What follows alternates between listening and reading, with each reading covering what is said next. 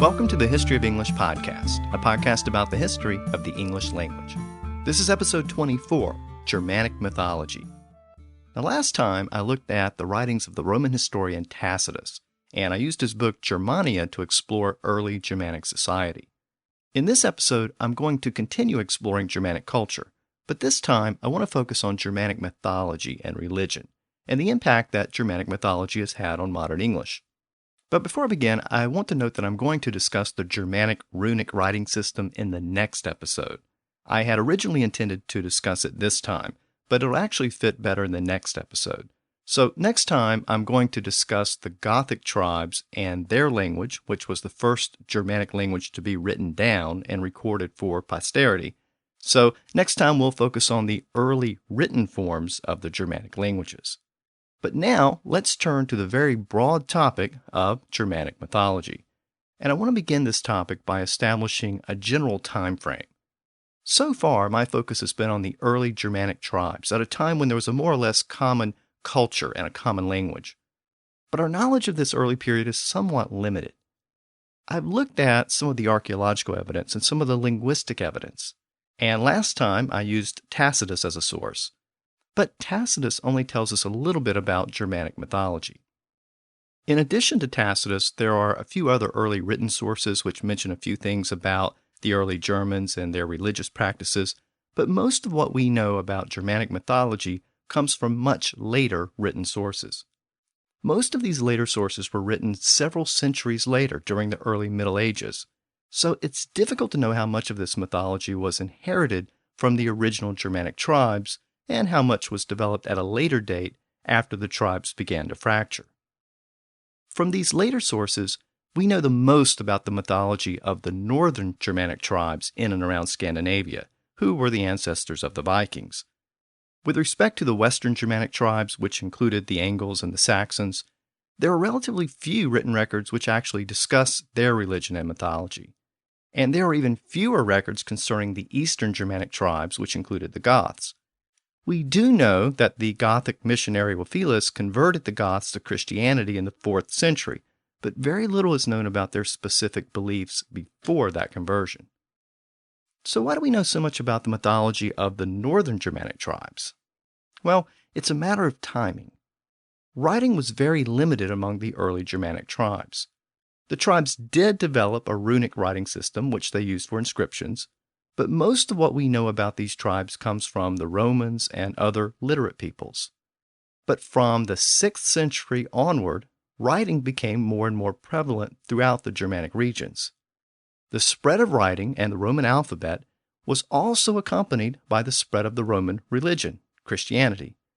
In fact, as we'll see in later episodes, the spread of writing and Christianity were very closely linked. But for purposes of Germanic mythology, this creates a problem. By the time most of these tribes had adopted writing and began to write about their own cultures, they'd already been converted to Christianity. And this is generally the case with the Goths and their language, which we'll explore next time.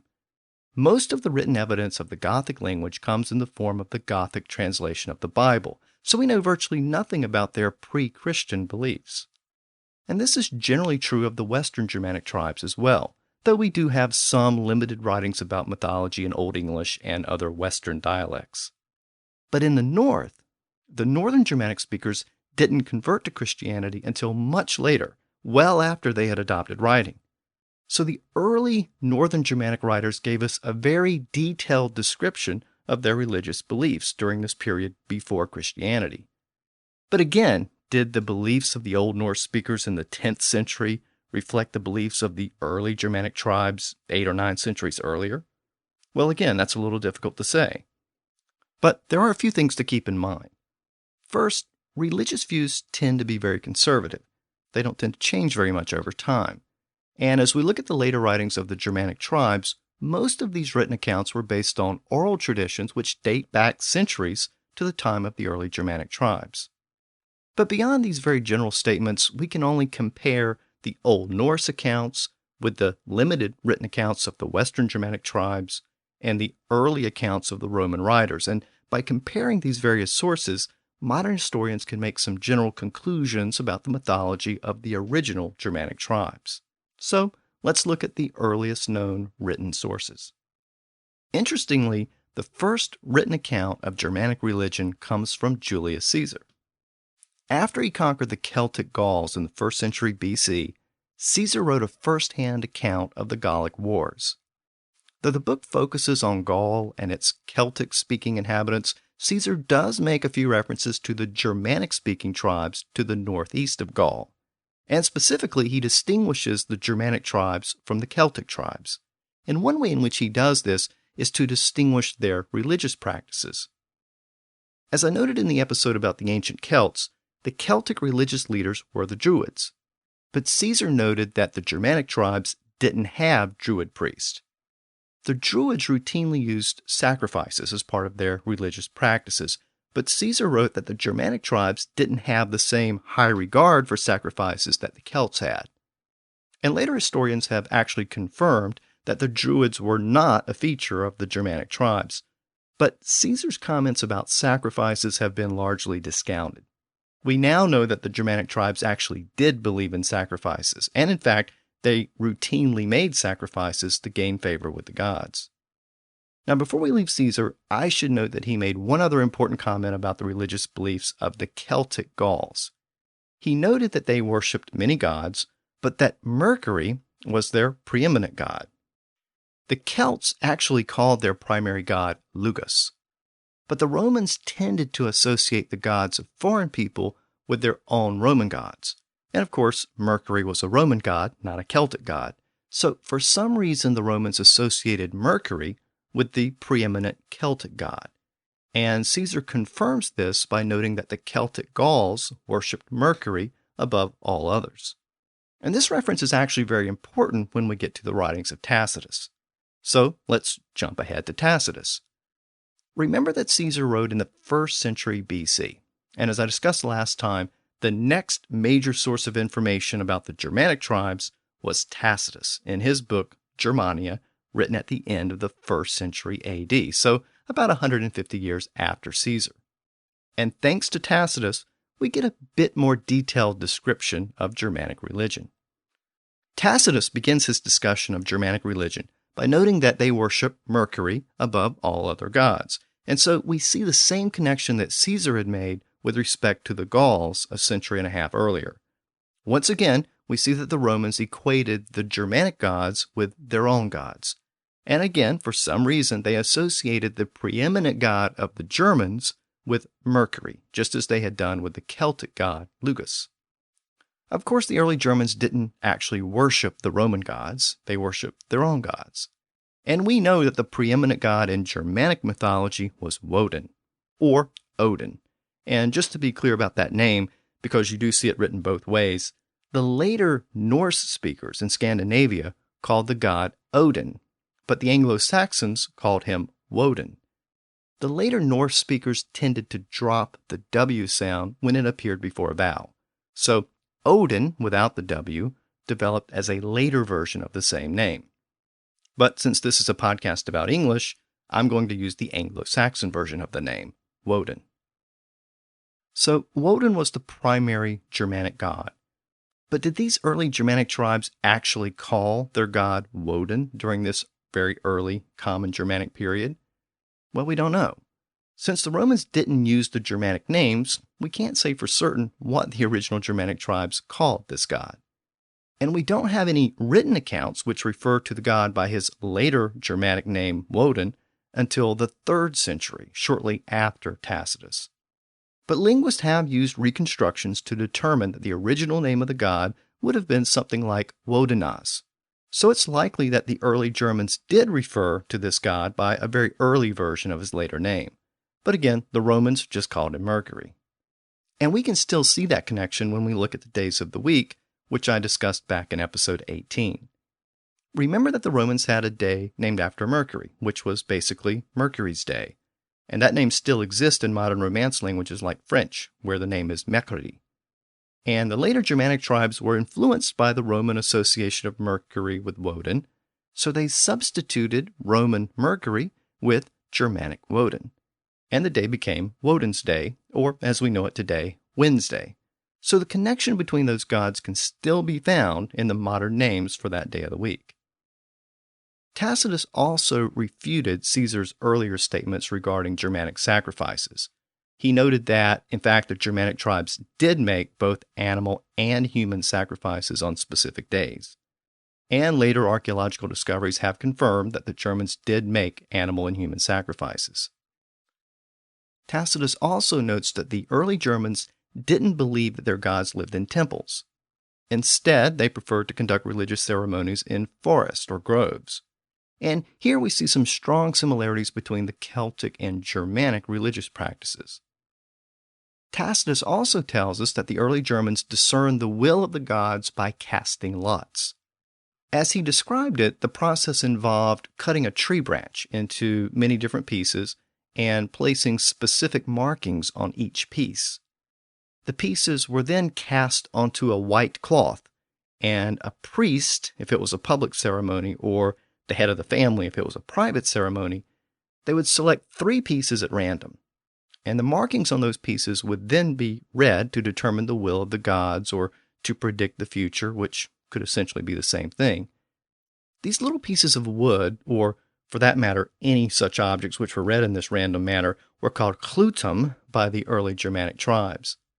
This word was eventually shortened, and it became Hlot in Old English, and it eventually became Lot in Middle English. Around the 12th century, the word cast was borrowed from Old Norse, meaning to throw. And that word produced words like outcast, meaning to throw someone out. And it produced phrases like castaway and cast off. And that word cast was often used in conjunction with the concept of throwing lots. And it produced the phrase to cast lots, meaning to throw objects in a random manner with some larger purpose in mind. So you might cast lots, or in a game involving dice, you might cast a die, which is just another form of casting lots. And even today, if we cast our lot with someone, we're basically rolling the dice. We're picking a side and letting fate have its way. Interestingly, this Germanic word lot was later borrowed into early French and Italian, and there it produced new words like lottery and lotto. This comes from the fact that the early version of those games involved putting objects in a container and shaking them up and selecting certain pieces. This was a game of chance, which involved a form of casting lots. So from there, we got the terms lottery and lotto. Again, all derived from this original Germanic method of predicting the fates. Now, in addition to casting lots, Tacitus described another way in which the Germanic tribes predicted the fates. He said that they observed the sounds and flights of birds, as well as the neighs and snorts of horses. And he said that the early Germans could discern the will of the gods by paying close attention to those signs. Now, the Germans were not the only ones who thought that the future could be predicted by observing the flight patterns of birds. The Romans did that as well. And in fact, the Romans coined their own term to describe the process of trying to predict the fates or the future in any of these random ways. They called these signs the auspices. And this term actually came from the process of watching birds in the sky. The Latin word for bird was avis, which later became avis. Remember from the last episode that early Latin didn't have the V sound. It had the W sound. So vinum became vinum and later vino. Well, the same thing happened with the Latin word for bird. Early on it was avis, and it later became avis. And from that later version of the word, we get modern English words like aviary for a place where birds are kept, and aviation for the process of flying like a bird. Well, early on, the Romans combined that original version of the word, avis, with the Latin verb to watch, which was spectura. Of course, that word gives us English words like spectate and spectator. Well, when you combine the words for bird and watch, you got a bird watcher. So avis and spectura produced the word aspix, which again was literally a bird watcher, or someone who predicted the will of the gods by observing the flight patterns of birds. And there are some linguists who think that this word aspix actually predated the Romans. The Latin words for bird and watch both come from Indo-European root words. And there's some evidence that the original Indo-Europeans also combined the same two root words to produce an even earlier version of the word auspix. But at any rate, the Romans definitely used the word, and they called the process of watching birds auspicium. This word later produced the English word auspicious, meaning a favorable or good sign. By the way, just as the Romans kept a close eye on the movement of the birds in the sky, they also paid close attention to the movement and the alignment of the stars. Of course, the Greeks did this too, and they thought that the particular alignment of the stars could be a good omen or a bad omen. From an earlier episode, we know that the Greek word for star was aster, and that ultimately gives us the word astrology, which also involved the process of observing stars in the sky. But it was the Romans who gave us the word for what astrologers watch, which is constellation. Since a constellation is a group of stars associated with each other, the Romans combined the word cum, meaning with, and stella, which was their word for star, and it produced the word constellatus, which became constellation. But the early Romans had actually developed a separate word to refer to a star or group of stars in the sky, and this separate word came from a separate Indo-European root word, which originally meant to shine. This Latin word was cetus. So the Romans combined this word with that same prefix cum, meaning with, to describe the process of observing the stars. Perhaps because you were with the stars as you observed them to determine the fates. This combination of cum and cetus produced the word considera, and this is the origin of the modern English word consider, meaning to review or contemplate something. Well, unfortunately, when you look for signs in the night sky, you sometimes get bad news. And the Romans created a word for that which literally meant the stars were out of alignment. They combined the word da, meaning apart or away from, and the word aster, meaning star, to produce the word disaster.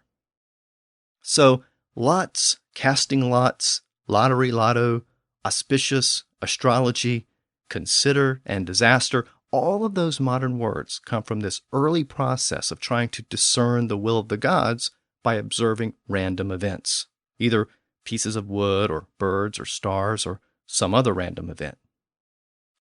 So once again, we've digressed from early Germanic into Latin, but I wanted to make some historical connections between those words for you. So now let's turn back to the Germans. And at this point, we've basically exhausted what Tacitus has to tell us about early Germanic mythology. So from here, we have to look to other sources for information about Germanic religion and mythology. As I noted earlier, the Germanic languages began to be written down a few centuries after Tacitus.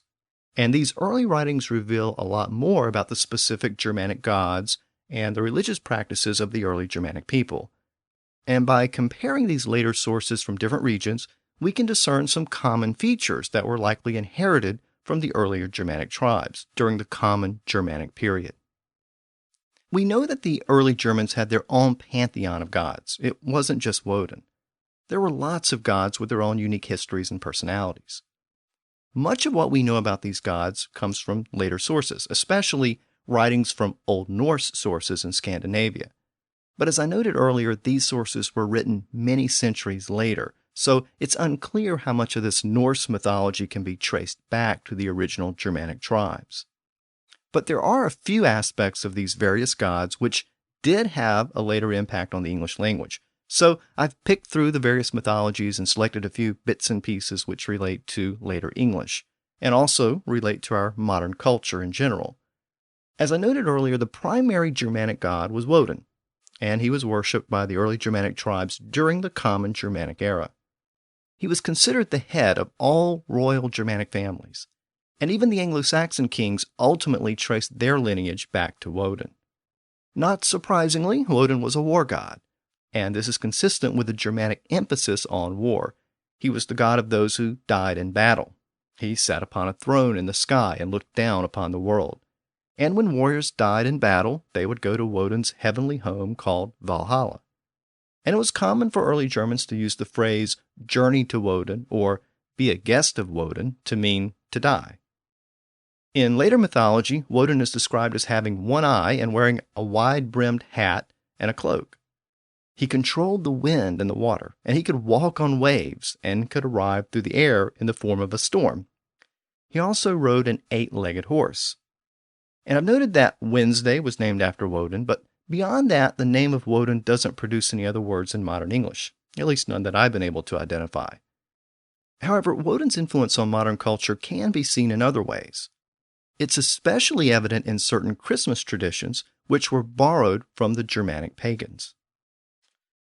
It appears that the early Germanic tribes were like most ancient peoples of Europe in that they held a specific midwinter festival. These festivals were usually held around the time of the winter solstice, which was the shortest day of the year. This date marked the beginning of winter, and in ancient societies, this marked the beginning of a potentially dangerous period. The growing and harvesting season was over, and if the tribe didn't have enough food stored, the following months could bring starvation and death. So, going all the way back to the Stone Age, many of these ancient societies would hold a festival around this time of the year, around the winter solstice. They would make sacrifices to the gods to ensure divine protection during the winter period. To avoid having to feed cattle throughout the winter, most of the cattle would be slaughtered. So with fully harvested crops and lots of slaughtered animals, food was abundant. And throughout the year, fruits and grains had been fermenting. And now, late in the year, all of this fruit and grain finally completed the fermentation process, and that meant wine and ale, lots of it. So drinking was a prominent feature at these celebrations as well. So these festivals were all about eating, drinking, and making sacrifices. And this type of midwinter festival was the last big celebration of the year, just before winter began. Well, the Germanic tribes had their own midwinter festival, and it was probably part of the same ancient tradition which had been handed down from their ancestors over the centuries. The Germanic version of this midwinter festival evolved into a specific festival which would last 12 days, and we know this celebration today as the Yule. And the reason we know that name is by looking at the names of the months which were used by the later Germanic tribes before they converted to Christianity and began to adopt the Latin names which we still use today in English. For example, in the Old English dialect of the Anglo-Saxons, December was known as the Era Geola, which meant before the 12-day Yule festival. And the following month, basically modern January, was called Aftergeola, which meant after the Yule festival. Most of the other Germanic languages also named those months after the Yule period, including the Gothic language, which was attested as early as the 4th century. The word Eola eventually evolved into the modern version of the word Yule. Now, as Christianity expanded into Northern Europe, the Church had a choice to make. It could either condemn these pagan festivals, or it could co-opt them. If the Church rejected the festivals, it would tend to alienate the native people. But if it adopted these celebrations, then it would be easier to convert the native population to Christianity. And ultimately, that's what the Church did.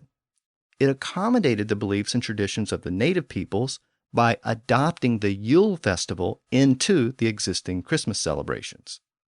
And the terms Yule and Yuletide, meaning Yule time, passed into English with their modern associations with Christmas. As I mentioned, the Germanic Yule festival lasted for a period of 12 days. And from this 12-day festival, we got the 12-day Christmas celebration, which began on December 25th. This 12-day celebration of Christmas was actually very common in much of Europe during the Middle Ages, including the British Isles, and some elements of that 12-day celebration still exist there. But very little of the 12-day celebration has made it to modern America. Of course, we still have the song, The 12 Days of Christmas, and some people light a candle at Christmas for each of the 12 days of Christmas. But these are merely remnants of the 12-day celebration which owes its roots to the Germanic Yule festival. By the way, it was common in the early Germanic period to burn a large tree throughout the 12-day celebration. It was sort of like a big bonfire that burned for 12 days. This log was called the Yule log, and that tradition was also incorporated into the later 12 days of Christmas. As people began to have homes with fireplaces, they would burn a log in the fireplace each day during the 12 days of Christmas. So if you ever wondered what a Yule log was, well, now you know. So you may ask, what does all of this have to do with the Germanic god Woden? Well, during the Yule period, it was believed that supernatural and ghostly events would occur. One of these events was the so-called Wild Hunt, in which Woden would lead a ghostly procession across the sky. And many historians believe that this was the ultimate origin of certain ideas and aspects that would later play a role in the figure of Santa Claus. The Yuletime figure of Woden had a long white beard, and he rode a gray horse across the sky. By the time of the later Norse traditions of the 13th century, Woden, or Odin, still had a long white beard, but now he had a blue hood, and his horse had 8 legs, and he bore gifts. These aspects of Woden later influenced the figure of Sinterklaas, which developed in and around Belgium, the Netherlands, and parts of northern Germany. Sinterklaas developed as part of the December celebration of St. Nicholas, who was a real-life person who lived in the 3rd and 4th centuries and who was the patron saint of children. So Sinterklaas was based around this particular celebration in and around the Netherlands. And the name Sinterklaas was actually derived from the name St. Nicholas. Sinterklaas eventually got mixed in with the English figure of Father Christmas, thereby completing the evolution from the Northern European Sinterklaas to the anglicized Santa Claus. He still has his long white beard, and he still bears gifts. And he still lives in the cold and icy north, now the North Pole. In some depictions, he still has a hood, only now it's red instead of blue. And he still rides through the sky at night during Christmas time, only instead of an 8-legged horse, he now has 8 reindeer. So you can see how some of these ancient Germanic figures and religious traditions have filtered down to us in modern Christianity and modern English. So I've talked a lot about Woden, and modern historians believe that Woden was actively worshipped in some early form by the original Germanic tribes. But what about the other gods which appear in later Anglo-Saxon and Norse mythologies? Were they also worshipped by the original Germanic tribes? Well, that's a tougher question. I've noted in earlier episodes that just as Wednesday was named after Woden, Tuesday was named after the god Tiu, or Tyr as he was known in Old Norse. And you might also remember from a very early episode of the podcast that Tiu is cognate with the Greek god Zeus and the Roman god Jupiter. The names of all of those gods originated with an original Indo-European word which meant sky father. So since Tiu had roots within the original Indo-European language that continued throughout the Germanic period, that suggests that even the earliest Germans had some concept of this god, Tiu. But in later Norse mythology, Tiu, or Tyr, doesn't play that same prominent role that Zeus plays in Greek mythology or Jupiter plays in Roman mythology. So what happened to Tiu? Well, we can't say for certain, but he was still a sky god in the later Norse mythology. For example, he could arrive from the sky as a storm. So the fact that he was a sky god seems to have been retained from the original Indo-European version of the god. But he's clearly subordinate to Woden in the Germanic pantheon of gods. In fact, he's sometimes depicted as the son of Woden. So was he downgraded at some point? Well, maybe. Tacitus may actually give us a clue to this. You might remember from the last episode that Tacitus began his book Germania by dividing the Germanic tribes into 3 separate groups. And he stated that each of those tribal groups were descended from the 3 sons of an ancient god. The god's name was Manus. But Tacitus also states that the father of Manus was a god named Tuisto. And that's all he says about Tuisto. But some modern scholars think that Tuisto was the earlier version of Tiu, or Tyr. And if so, that would make sense given what we know about Zeus and Jupiter. That would make Tuisto the ultimate father, or more precisely the grandfather, of the Germanic tribes. But again, Tacitus doesn't tell us anything else about Tuisto. And we know from Tacitus himself that Tuisto was not the primary god worshipped by the Germans. So perhaps around the time of Tacitus in the 1st century AD, Tiu held a lofty status in the overall pantheon of Germanic gods, but he wasn't actively worshipped in the way that Woden was. At any rate, by the time we get to the later Anglo-Saxon and Norse versions of Tiu, we can see lots of parallels with Woden. They were both sky gods, and they were both gods of war. And scholars believe Tiu was a god of war because the later Romans equated him with the Roman god Mars, which is also how French Mardi, named after Mars, became English Tuesday, named after Tiu. Now let's move on to another Germanic god. In fact, let's discuss probably the most famous Germanic god in modern Western culture, because even Hollywood knows about this god. Of course, I'm talking about Thor. Again, we know from earlier episodes of the podcast that Thursday was originally Thor's Day. He was a popular deity and was also known as the thunder god. In fact, his name literally meant thunder in Old Norse, and it comes from the same Germanic root as the English word thunder. So Thor and thunder are cognate.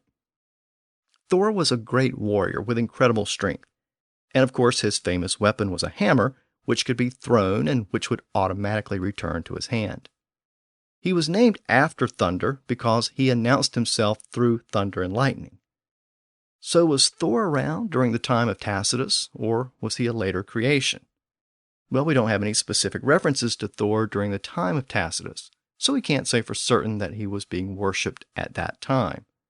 But some modern scholars speculate that Thor may indeed have been around at this very early stage. In fact, they speculate that Thor was actually a very old god and may have even predated Woden, and he may have held a higher position than Woden at some point in the Germanic pantheon of gods. Again, this is only speculation, but the reason why some scholars have proposed this view is the fact that Thor is so closely associated with thunder. I noted that the words thunder and Thor were cognate.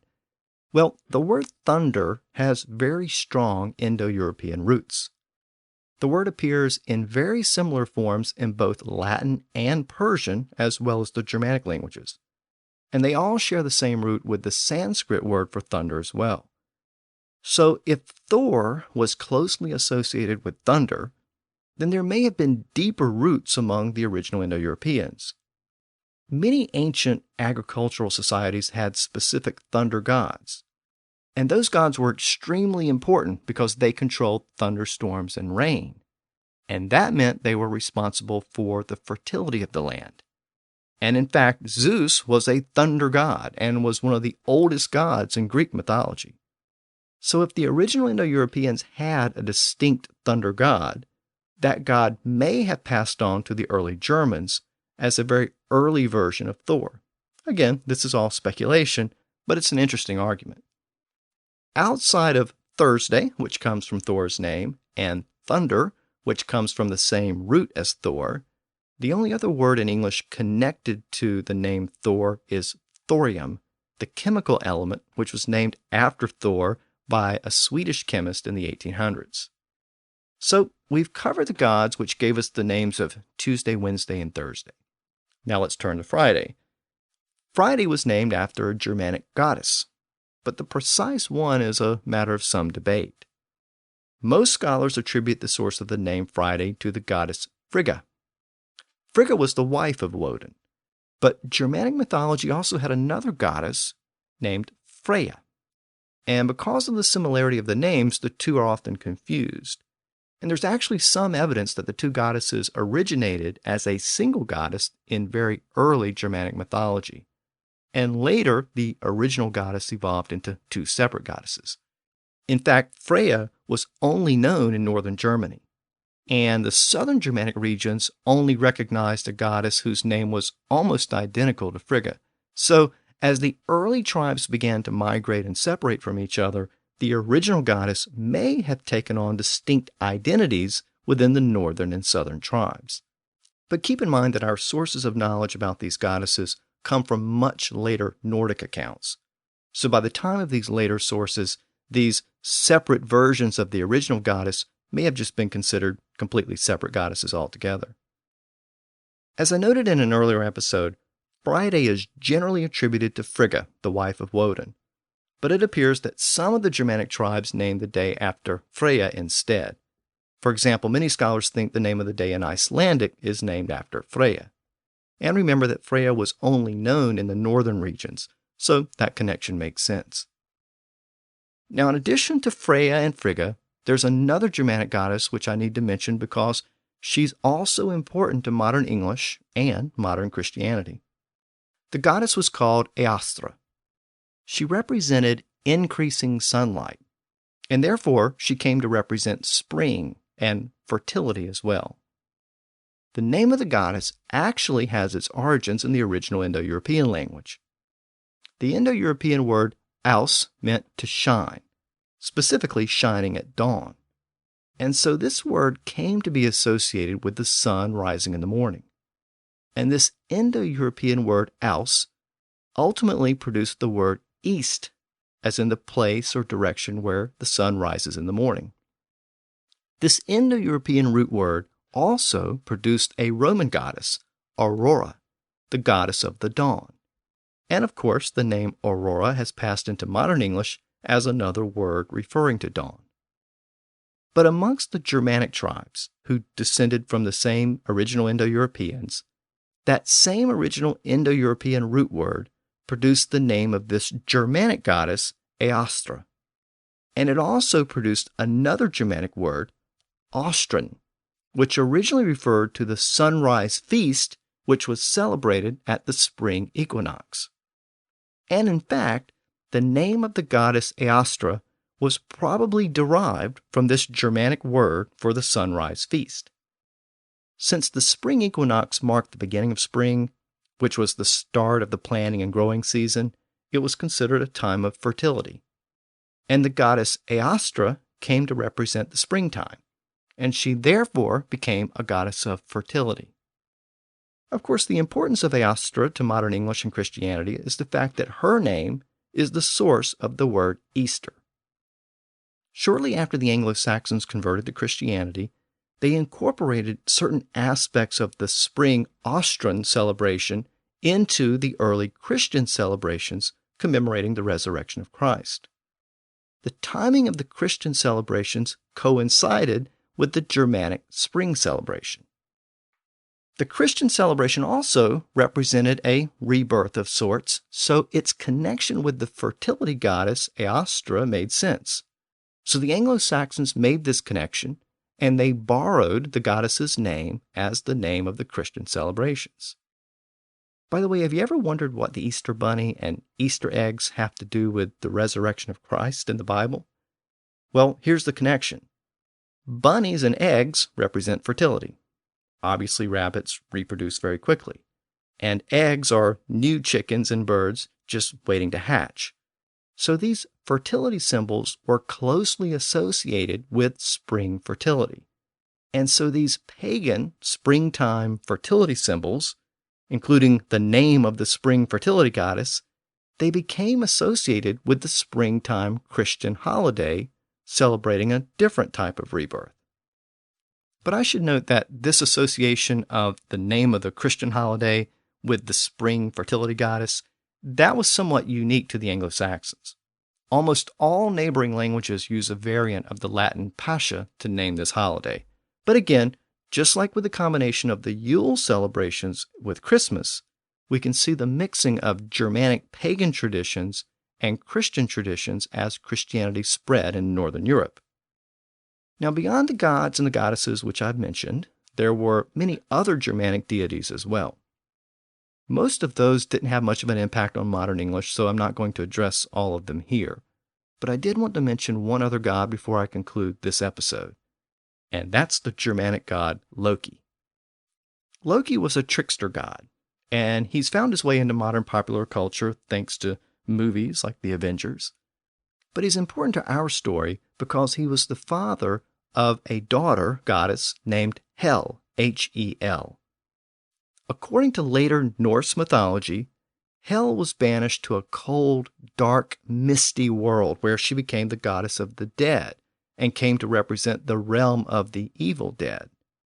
And as Christianity spread into Northern Europe, it borrowed the name of this goddess just like it had borrowed the name of Aostra for Easter. The goddess Hel, who oversaw the realm of the evil dead, became the word for the Christian concept of the place where bad people go when they die. So the modern term Hel, spelled Hell, it was taken directly from the name of this Germanic goddess. But the use of the term was secured within English when it was used in the King James Bible to translate the Greek word Hades, referring to the same place. Now, speaking of the place where dead people go when they die, the early Germans were like many ancient people in that they believed a dead person would continue to live after death in his or her grave. Therefore, a corpse was buried with everything the person might need in the afterlife. And this is largely determined by examining the grave evidence from this period. And it appears that the Germanic people believed that there was a realm of the dead within the ocean or other bodies of water. When prominent tribe members or leaders died, a special ship was prepared for the deceased final voyage. The deceased person was then buried with the ship. This process is actually documented throughout later Germanic literature after writing was adopted by the Germanic tribes. For example, Beowulf begins with a description of this ceremony. In one modern English translation, the passage reads in part, "The king's dear comrades carried his body to the sea's current, as he himself had ordered when he still gave commands. The nation's dear leader had ruled for a long time. There at the harbor stood the ring-carved prow, the noble's vessel, icy, sea-ready. They laid down the king that they had dearly loved, their tall ring-giver, in the center of the ship, the mighty by the mast. Great treasure was there, bright gold and silver, gems from far lands." Now, as you may know, in 1938, archaeologists unearthed an Anglo-Saxon ship loaded with artifacts at Sutton Hoo in eastern England. The ship was part of a large Anglo-Saxon burial ceremony which probably dates back to the early 7th century. And this find is extremely important to Anglo-Saxon scholars. But we'll deal with all of that when we get to the Old English period. The main point here is to show the connection between the dead and the sea, which was a prominent feature of Germanic mythology. The northern Germanic tribes had access to the North Sea and the Baltic Sea, so they believed that the kingdom of the dead existed at the bottom of the sea. But the southern and eastern Germanic tribes were landlocked, so they tended to believe that the kingdom of the dead existed in certain lakes. The ritual of ship burial was linked to this belief, because a dead king might need his ship to travel to this underworld kingdom of the dead. And we can also see this belief in certain words in modern English. For example, the words soul, S-O-U-L, and sea, S-E-A, they both derive from the same common Germanic root word. That original Germanic word was siwas, and it meant lake or inland sea. And that word eventually became sea in modern English. But that root word also produced the later Germanic word siwalo, which meant something belonging to a lake or deriving from a lake. And that term later evolved into the modern English word soul.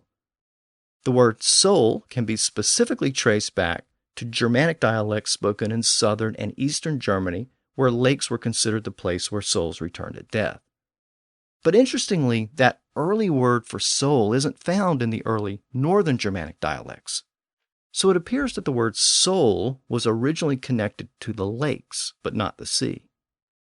By the way, many scholars also think this is the connection to the old belief that the stork delivered newborn babies.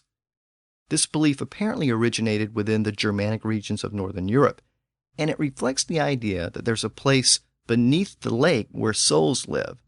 In this case, souls that haven't yet been born as humans. Also, remember that the original Germanic concept of hell was not a place of fire and brimstone. That's the Christian version. the original Germanic version was an underwater kingdom of dead souls. And in fact, there's some interesting etymology here as well. The name of the goddess Hel, Hel, and her underwater kingdom called Hel, actually, that can be traced back to the original Indo-European language. The Indo-European root word was kel, which meant to cover or conceal. But remember Grimm's Law. The original K sound became an H sound in the original Germanic language. So kel became Hel. But again, it came from a root word meaning to cover or conceal. So we can see that connection to an underwater kingdom, which is concealed or covered by a lake. But that same original Indo-European root word, kel, passed into Latin as Cella, spelled C-E-L-L-A. And if you remember back to the history of the letter C, the Latin K sound shifted to an S sound before an E or an I in early French. So Latin Cella became French cell. And from French, the word passed into modern English in basically the same form. And today, we have the word cell, as in jail cell, to mean a place where a person is concealed or contained. So cell and hell both come from the same original Indo-European root word. Hell is the Germanic version, and cell is the Latin and French version. Now, I've spent a lot of time talking about Germanic gods and goddesses, but I should also note that Germanic mythology also involves lots of other mythological beings and creatures. For example, it features beings like giants, dwarves, nixies, and elves. Of course, J.R.R. Tolkien used many of these creatures in his books, like The Hobbit and The Lord of the Rings. And the Brothers Grimm also collected many folk tales which involved these same creatures. And these beings and creatures then passed to many other works of literature and fantasy. So we see these creatures throughout Western literature today, but most of their characteristics can be traced back to Germanic mythology. So I'm going to conclude this episode about Germanic religion and mythology on that note. In this episode, we've seen how the religion of the early Germans had a significant influence on modern English, as well as modern Christianity and our modern Western culture. Next time, I'm going to move the story of the Germanic people forward a bit. I'm going to look beyond the early Common Germanic period to the later period around the 3rd and 4th centuries. During this time frame, new distinct tribes began to emerge. And one of those tribes was the Goths. And also during this period, some of the early Germans began to adopt writing. And we'll look at the development of Germanic runic writing. And we'll look at the Gothic translation of the Bible and related religious texts. And this is all very important because it marks the first time that we have the German people writing down their own language for later generations to read. So we can read their words in their own languages. So next time, we'll look at the Goths and the written language of the early Germans. Until then, thanks for listening to the History of English podcast.